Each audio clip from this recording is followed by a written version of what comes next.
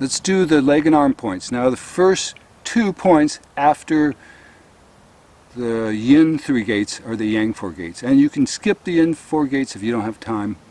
If you can reach the yang 4 gates, do, because they're really powerful. But if you can't, well, that's why I have these other points for you, okay? So if you can't do these points down here, that's okay. The next set of points after these will be up here in the chest and trunk and arm regions, and they'll be easier for you to reach.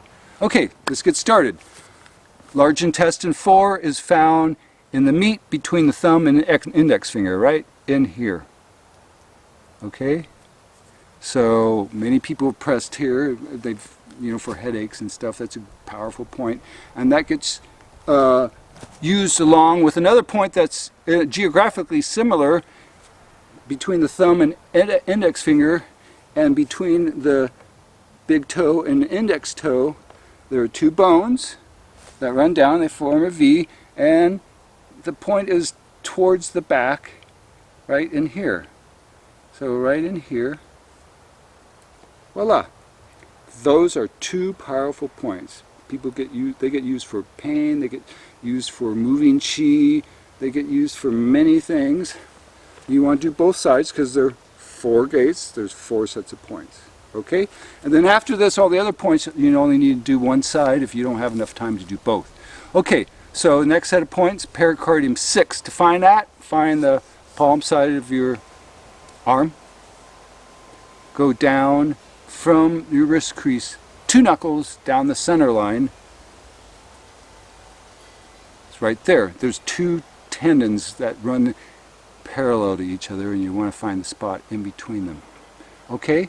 And that gets used with liver 5, and we're going to use a measurement of the first set of knuckles here, all 4 of them, and 2.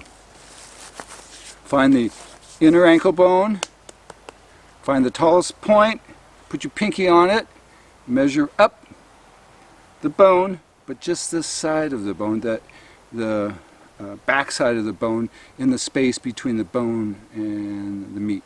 Okay? And then you add 2 more digits, 2 more knuckles, and it's right up here is liver 5, pericardium 6. You hold them. You're doing great. See?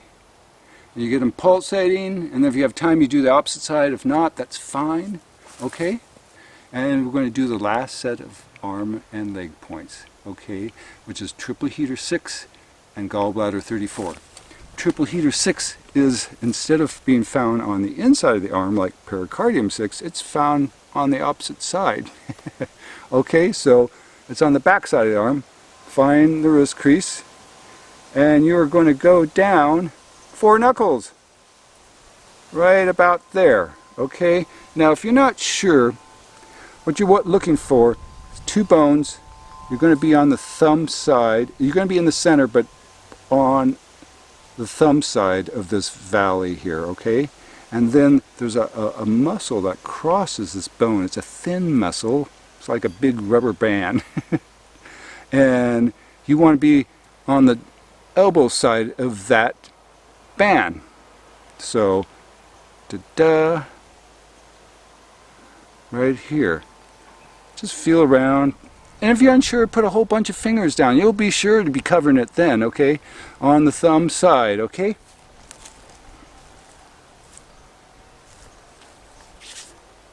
And that's found with gallbladder 34. Gallbladder 34, find this little bone that runs parallel to this big one, okay? Now, next to the bones are sets of muscles, and in between those 2 sets of muscles is a valley, which is what we're looking for.